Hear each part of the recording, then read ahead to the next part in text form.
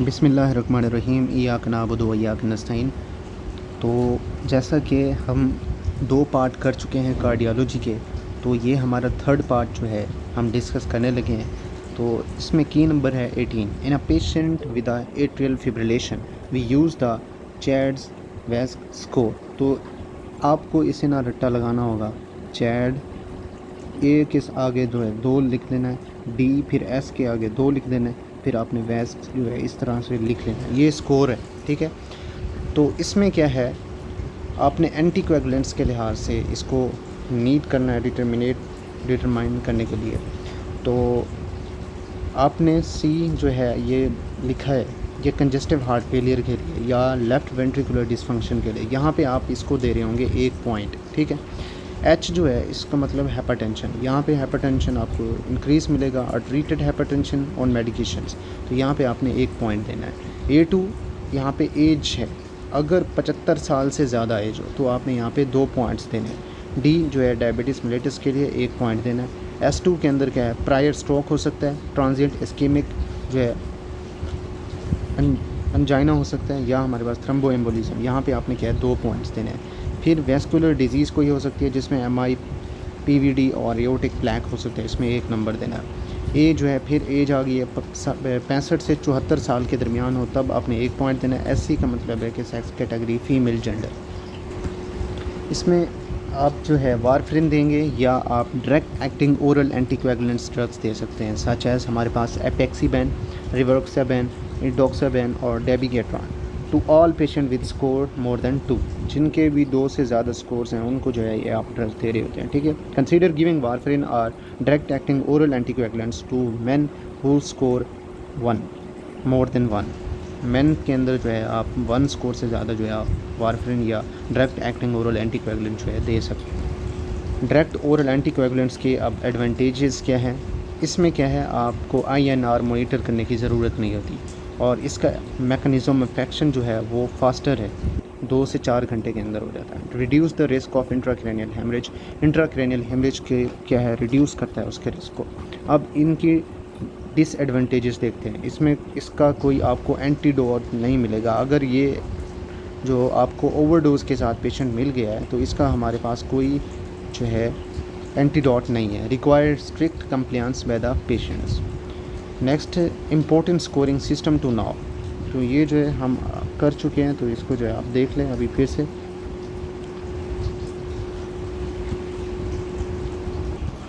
Next है हमारे पास पुल्मोनरी edema. इसमें मैकेनिज़्म क्या है, आपका कंजेस्टिव हार्ट फेलियर हुआ, ठीक है। जब हार्ट इनेबल हो जाएगा, लाइक वो पंप प्रॉपर जो है नहीं करेगा, तो ब्लड जो है वो रिटर्न हो जाएगा आपकी वेन्स को, तब जो है वो लंग्स में जो है पहुंच जाएगा, ठीक है। As pressure in these blood vessels increases, जैसे ही आपकी ब्लड वेजल्स में जो प्रेशर बढ़ेगा, फ्लूइड जो है पुश्ड हो जाएगा इनटू द एयर स्पेस जहाँ पे आपके एल्वोलाई हैं लंग्स के अंदर, ठीक हो गया। फीचर्स जो है हमारे पास डी सैचुरेशन, जिसमें आपको लो ऑक्सीजन सैचुरेशन मिल रही होगी, डिस्पनिया मिल रहा होगा, आर्थोपिनिया मिल रहा होगा। शॉर्टनेस ऑफ ब्रेथ जो है आपको वर्सन होगी जब आप सीधे जब लाई करेंगे। एस्कुल्टेशंस में जो है आपको क्रिपिटेशंस, क्रैकल्स, रेल्स और मोस्टली जो है बाईबेजल टैकीकार्डिया वगैरह जो है आपको मिल रही होंगी। ये मोस्ट इंपॉर्टेंट फीचर्स है बाईबेजल वाला और क्रैकल्स, रेल्स, ठीक है। इन्वेस्टिगेशंस में जब आप चेस्ट एक्सरे कराएंगे तो आपको जो है पुल्मोनरी एडीमा में जो है सिंगल मोस्ट अप्रोप्रिएट इन्वेस्टिगेशन ये आपको मिलती है। और अंडरलाइंग काज जो है आप जो है उसको रूल आउट करने के लिए इकोकार्डियोग्राम करेंगे to be identified, for example congestive heart failure, complications of the myocardial infarction, acute mitral regurgitation due to the papillary rupture and the ventricular aneurysm वगैरह में जो है आप इकोकार्डियोग्राम जो है करा सकते हैं। Therefore pay attention to the question what's most appropriate investigation, chest x ray investigation need to underlying cause echo. इसमें क्या है, आपकी कंजेस्टिव हार्ट फेलियर में हार्ट जो है अनएबल हो जाता है मेंटेन सर्कुलेशन, ठीक है, और पुल्मोनरी एडीमा जो है अकर हो जाता है। पुल्मोनरी एडीमा में जो है आपके लंग्स के दौरान जो है क्या है, फ्लूइड अकमुलेट होगा। तो ये हमारे पास नॉर्मल है, तो ये जो है हमारे पास नॉर्मल लंग्स की पिक्चर है। और यहाँ पे जो है आप देख सकते हैं, यहाँ पे ये आपको क्या है, पुल्मोनरी एडीमा जो है मिल रहा है। तो यहाँ पे चेस्ट एक्सरे कराया गया तो आप देख सकते हैं केरली लाइंस आपको मिल रही हैं, ठीक है। इस तरह की लाइंस जो है आपको पल्मोनरी एडिमा जो है शो करें expansion of the interstitial space by the fluid. यहाँ पे की नंबर 20 में सिनेरियो दिया गया है कि 20 दिन के मायोकार्डियल इन्फेक्शन के बाद अब पेशेंट डेवलप सडन डिस्पनिया और एग्जामिनेशन पे जो आपको मिला टैकीकार्डिया डीसैचुरेशन मिली on room temperature 88% and the hypotension and the bilateral chest crackles. तो साफ ज़ाहिर है जब आप चेस्ट क्रैकल्स या रेल्स के बारे में बायलैटरली बात कर रहे होंगे तब आपका क्या है केस बनेगा, वो होगा पल्मोनरी एडिमा। डीसैचुरेशन भी आपको मिल रही होगी in case of pulmonary oedema. ठीक हो गया। इन्वेस्टिगेशन इनिशियल जो है चेस्ट एक्सरे है। बेस्ट आइडेंटिफाई काट करने के लिए हम इकोकार्डियोग्राफी करेंगे। ट्रीटमेंट की बात करें तो मॉन्फ आपने याद रखना है, मॉर्फिन, ऑक्सीजन, ग्लाइसराइल ट्राइनाइट्रेट्स और फ्यूरोसिमाइड। तो आपको किरले लाइंस मिलती हैं पल्मोनरी एडिमा के अंदर। ठीक है। Important if pulmonary oedema is caused by existent heart failure, the patient needs to be discharged on the either AC inhibitor or beta blocker 1 day at a time. If systematic AC inhibitor is preferred, वही बातें हैं जो हम पहले से discuss कर चुके हैं। नेक्स्ट है की number 21, a typical presentation of acute MI 75% of cases on central chest pain, epigastric pain, substernal pain that is severe, sudden crushing, pressure and squeezing, constricting or the burning, radiate to arms, shoulders and neck or jaw, sweating, diaphoresis, nausea, vomiting, fatigue or palpitation, shortness of the breath. Important differential dissecting aneurysm क्या है और aortic dissection। इसमें क्या है कि Although dissecting aortic aneurysm may have more or less similar presentation to myocardial infarction to be chosen as answer, there should be other clinchers pointing toward the dissecting aneurysm such as आपको unequal pulses मिल रही होंगी upper limbs के अंदर। Right, जैसे कि आप right hand के जब ब्लड प्रेशर चेक कर रहे होंगे आपको यहाँ पे डिफरेंट मिलेगा, पल्स जब आप चेक कर रहे होंगे आपको डिफरेंट मिलेगी। लेफ़्ट हैंड से डिफरेंट मिल रही होगी आपको पल्स। एक में नॉर्मल हो सकती है, दूसरे में जो है अनइक्वल होगी। ठीक हो गया। हिस्ट्री ऑफ मॉर्फैन सिंड्रोम जिसमें आपको टाल, लॉन्ग, स्लेंडर लिम्स और फिंगर्स जो है मिल रही होती हैं। History of Ehlers Danlos syndrome, Turner syndrome और severe tearing chest pain that related to back. ठीक हो गया। Hypertension is most important risk factor in the aortic dissection. Most important topic है ये, लाजमी MCQs एक ना एक आया होता है इस टॉपिक्स में से, आपको फिंगर टिप पे आना चाहिए। Patient present with the hypotension, shortness of breath, tachycardia, sweating. Points कौन से हैं एओर्टिक डिसेक्शन के? एओर्टिक डिसेक्शन जो एक रेयर है बट सीवियर चेस्ट पेन इसमें काज हो सकता है। ठीक है। पैथोफिजियोलॉजी की बात करें, जो आपकी 3 ट्यूनिका होती हैं एक आर्टरी की, तो उसमें जो आपकी ट्यूनिका इंटीमा एओर्टा में जो आपकी वॉल ऑफ ट्यूनिका इंटीमा है वो टेयर हो जाती है, रप्चर हो जाती है। ठीक है। तो injury of the inner most layer of the aorta allows blood to flow between the layers of the aortic valve, forcing the layers apart. In most cases, there is associated with a sudden onset of severe chest or back pain, often described tearing in a character. Also, vomiting, sweating, lightheadedness may occur. Other symptoms: decreased blood supply to the other organs, stroke or mesenteric ischemia can be occur also. Aortic dissection can quickly lead to the death from not enough blood flow to the heart or complete rupture of the aorta. Transesophageal echocardiogram is a good test in the diagnosing of the aortic dissection with a sensitivity up to 98% and specificity up to 97%. It has become the preferred imaging modality for suspected aortic dissection. Other good investigation, CT scan with a contrast MRI we can do, and in emergency settings ultrasounds and CT scans can be performed.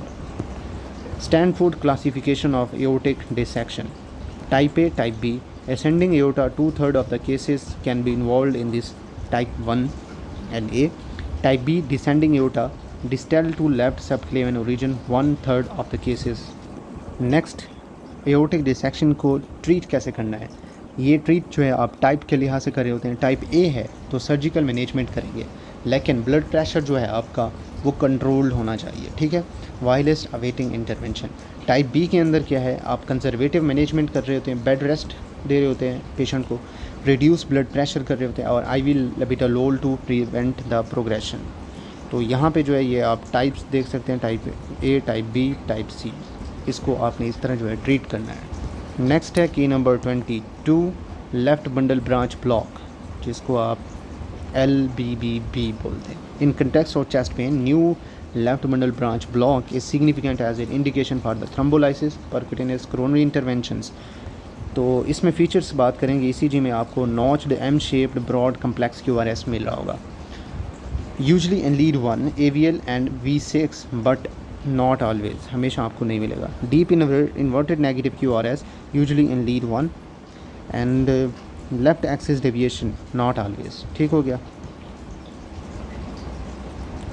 और important कुछ notes हैं। A new onset left bundle branch block is characterise by myocardial infection. तो यहाँ पे जो है आप एक डायग्राम देख सकते हैं कि यहाँ पे आपको लीड 1 के अंदर दिखाया गया कह रहे, एक इसमें V1 पे दिखाया गया, और AVL के बाद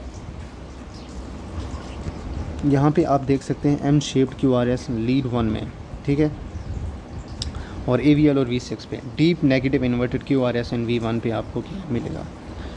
तो लेफ्ट बंडल ब्रांच ब्लॉक की ये क्या है डायग्राम ले जी, ये मोस्ट इम्पोर्टेंट है, आपको ये आना चाहिए फिंगर टिप पे, जैसे कि दूसरे इम्पोर्टेंस हैं उसी तरह। की number 23, ruptured abdominal aortic aneurysm AAA, ठीक है। इसकी क्लासिकल पिक्चर ट्राइएड आप कैसे याद रखेंगे? Pain, hypotension, pulsatile tender abdominal mass. दूसरे सिम्टम जो हैं आपको severe abdominal pain, lower back, flank pain, shock में hypotension, sweating, fainting, absent lower limb, mottled skin आपको मिल रही होगी इसके अंदर। ठीक हो गया। और सर्जिकल एमरजेंसी आप कर रहे होते हैं, ठीक है, इमीडिएट अल्ट्रासाउंड कर रहे थे, मोस्ट अप्रोप्रिएट इनिशियल इन्वेस्टिगेशन। अगर अल्ट्रासाउंड ना हो ऑप्शन में, तब आप CT स्कैन जो है कर सकते हैं। तो UK के अंदर जो है आप एब्डोमिनल एओर्टिक एनेरिज्म की स्क्रीनिंग कैसे करते हैं? मेन ओनली हो, once only in 65th year by ultrasound. ये जो है आपका क्राइटेरिया है for screening in the UK।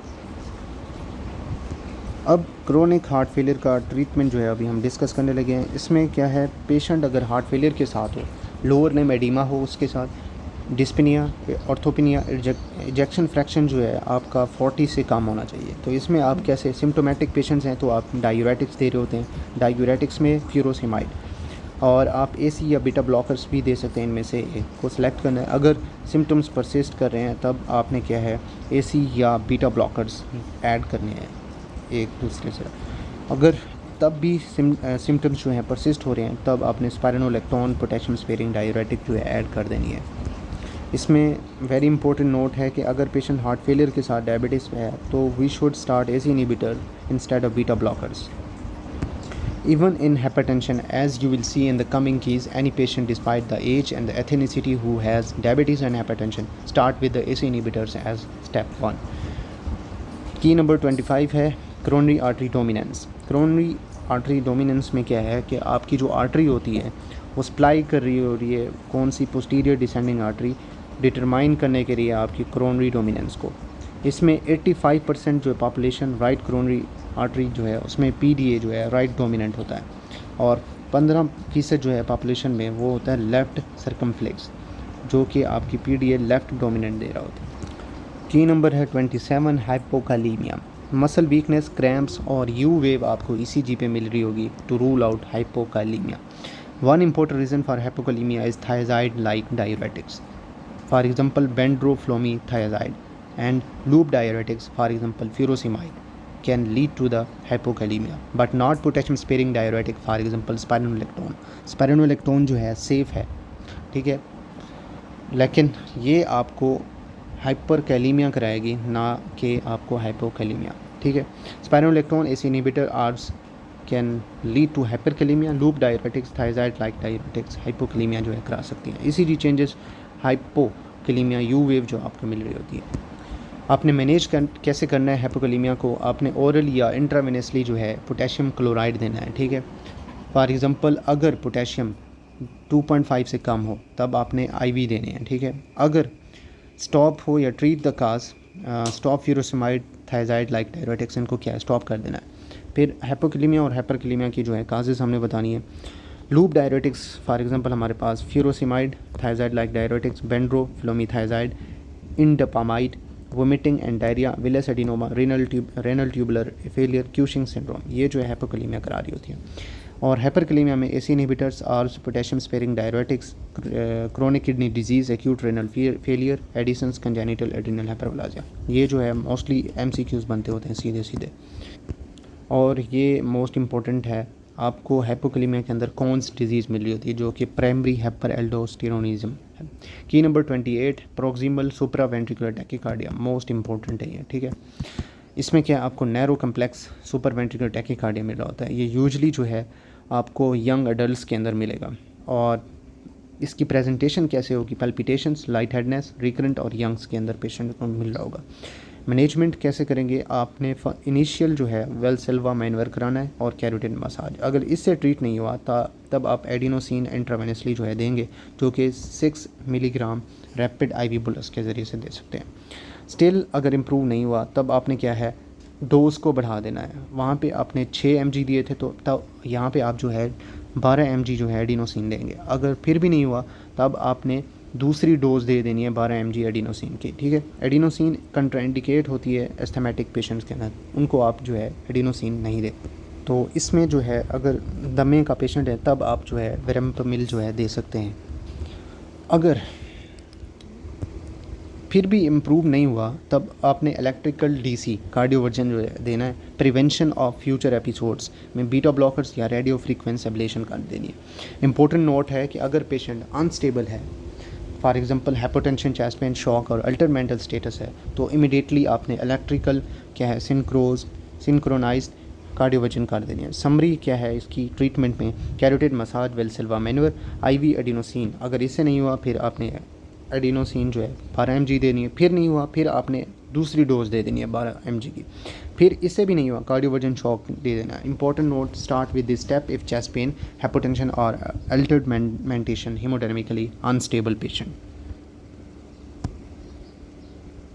Next है polymorphic broad complex ventricular tachycardia, torsades, D points, beat to beat variations with no uniform pattern of the ventricular contractions, broad QRS except in resting status, prolonged QT and fainting episodes.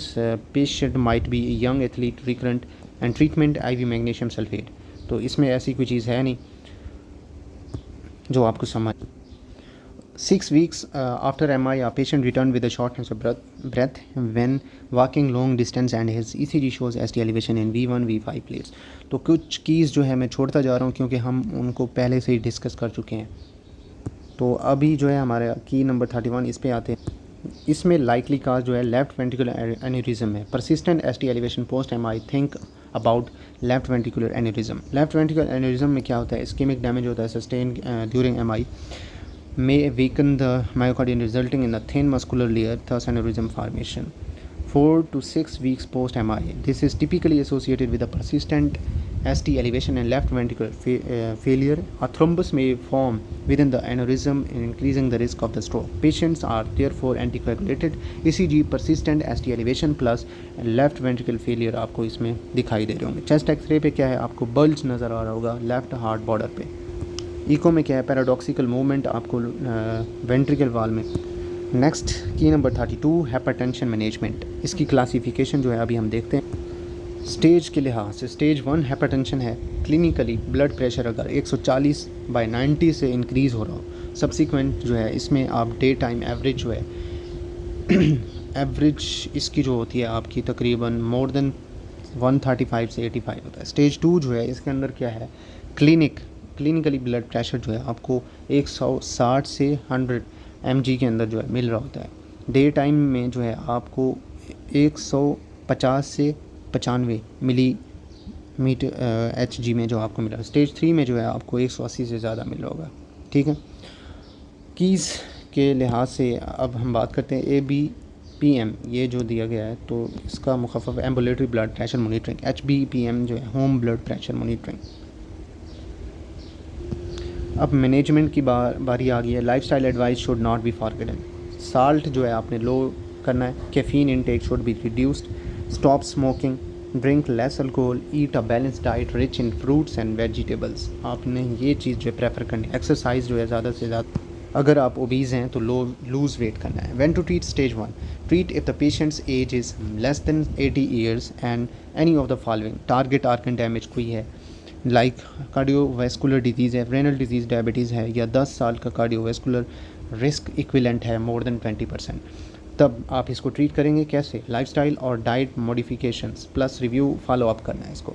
In a patient with stage 2 at a clinic, तब जो है आप इसको कैसे treat करेंगे। इसमें आप before commencing anti hypertensive drugs record करेंगे आप जो है ABPM और HBPM को, ठीक है। Note for patients less than 40 years and with stage 2 hypertension or higher, consider a specialist, refer to exclude the secondary causes of the hypertension. If ABPM or HBPM more than 150 by 95, confirmed stage 2 or higher hypertension always treated.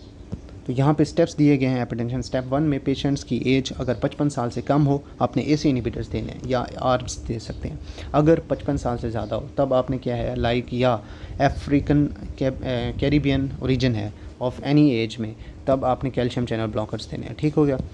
In other words, white less than 55 year olds AC ARBs should be given. White plus more than 55 calcium channel blockers can be given. African Caribbean plus any age should be given calcium channel blockers.